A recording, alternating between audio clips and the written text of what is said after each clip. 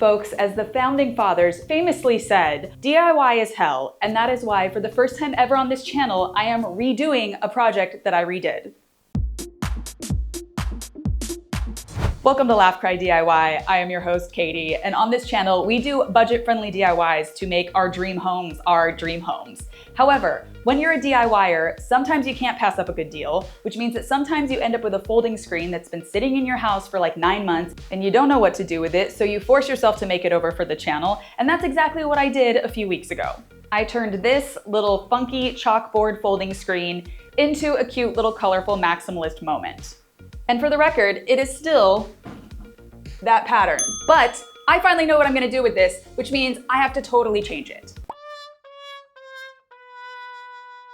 So I am doing a chinoiserie inspired room makeover coming up, and therefore I needed a beautiful folding screen, and I wanted to do a sort of like Asian inspired gold foil elaborate mural kind of thing. And I wanted a very specific tropical kind of motif on this screen. However, these types of traditional folding screens don't really have that type of imagery, and that's okay, because on this channel, if we can't find it, we have to customize it ourselves. Now, I had previously painted this pink thinking we were gonna do something in that direction. Obviously, we're not. Instead, we're gonna go with this really beautiful, vibrant gold leaf kind of motif. However, I do not want to gold leaf all of this. It is massive, there is so much, it will take so much time. And so we are going to hack this by turning to our good friends, gold contact paper.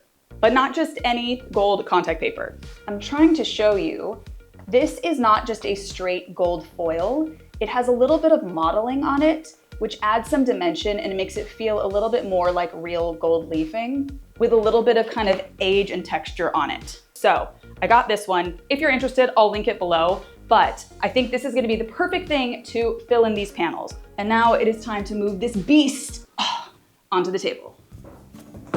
Okay, here is plan and here is the problem. So technically there are 2 panels here, 1 and 2, but I'm doing the back side of this because I already did the front. And so these panels are not consistent. Like this one is inset, this one is not. Now, obviously that's not my favorite thing. However, the way I'm gonna be using this, the bottom is not gonna show as much. Wink, wink, hint, hint. So I'm not too worried about the inconsistencies there, but we do need to start by getting this contact paper on these 2 panels specifically. And this is when we find out if I'm crazy for doing this or smart. So we're gonna do it this way. And fortunately, there are gridded lines on the back, so I can cut it down to size a little more easily. So to start, I'm just gonna peel the backing off like 2 inches down, just so that we have a good start point. And you wanna be careful not to bend or crease the paper while you do this. I'm gonna use a little squeegee to help smooth that out. And then I'm gonna take this down like 2 inches at a time as I continue to smooth it out. Now there may be a little bit of texture here and there. I'm just gonna go around and just try to press those down just so that they seal and don't let any air in. Now I am taking a smoothing tool here to smooth things out and also define where the edge is, because that's where we're gonna trim up. One helpful tip when you get to the corners, it's a little bit difficult to crease that because there's a little air pocket there at the corner. So all you need to do is just cut a little angle there. Then it's a little bit easier to crease that right up to the edge. So we're creasing and we're creasing, then taking my knife and cutting through. And looking nice. The key is to keep a really sharp blade. That way you don't tear any of the paper. All right guys, panel 1 looking good. Okay, now I only have to do that 7 more times.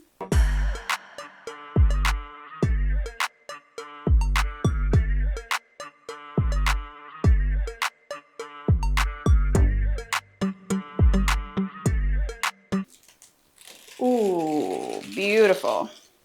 By the way, she acts like she doesn't want to be on camera, but she's right here. Just say hi. Just say hi. Back to you where you were.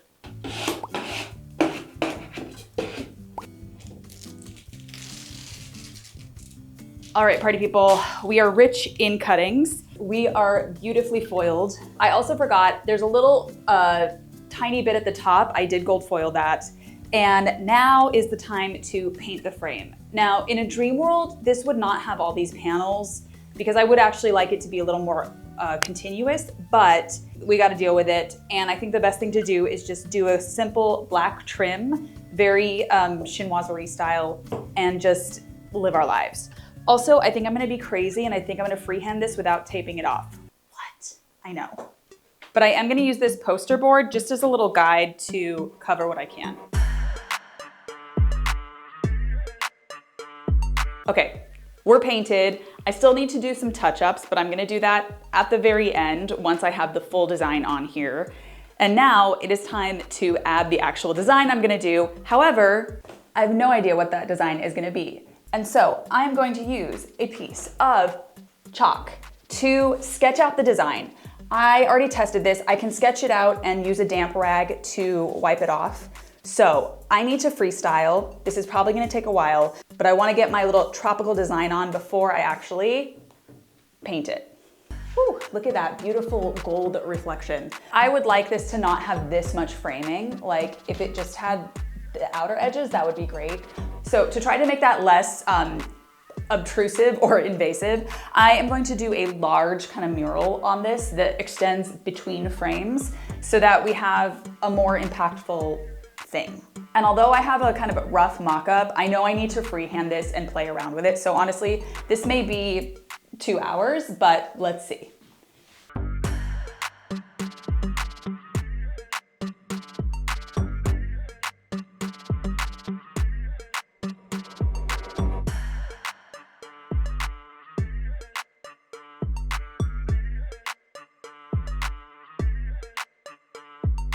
Whew. Okay, we have traced everything out. Hopefully you can see here, despite the glare, we have a beautiful little tropical scene. And now it is paint time. Oh my God, where is the line? Guys, there's so much glare, it is hard to see my chalk. If you're doing this, do it with dark chalk.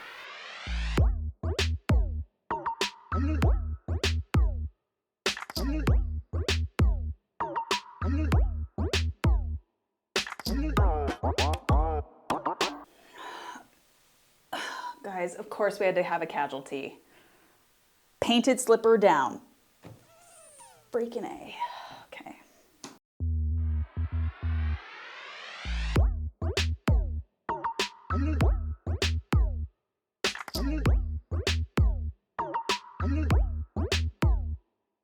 All right, guys, we've done a lot of painting. We're getting close. It's looking great, but I do have to add a very important detail to this cat because people confuse this a lot, and I want to take this moment of education to educate people. This is going to be a jaguar, and this is how you know it's a jaguar. If it was just plain spots, it would be a cheetah. If it was just rosettes, it would be a leopard. But if it's a jaguar, it has rosettes and little small dots inside those rosettes. And now you know. And now you too can bore people at dinner parties with fun facts. Now, lastly, I'm sure everyone's wondering if this is just gonna scratch off. And let me tell you, I did some test paint. Look at this. This is not coming off. And I'll tell you, when you miss paint on this and you try to scratch it off, it doesn't come off. But just to make sure and try to add an extra layer of protection, I am gonna coat this in a water-based polyurethane just for a little extra protection. Will it matter that much? Who knows? But this does go on clear, so I don't see a point in doing it on camera. However, I wanted you to know that I did it. So with that said, I think we are finally ready for your final reveal.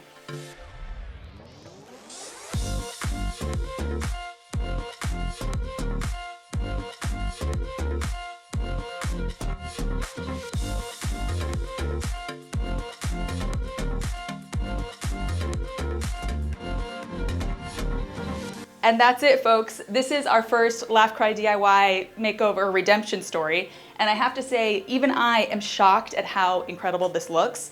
And I know you guys are gonna be delighted to see it in its final resting place. So stay tuned. All right, love ya, bye.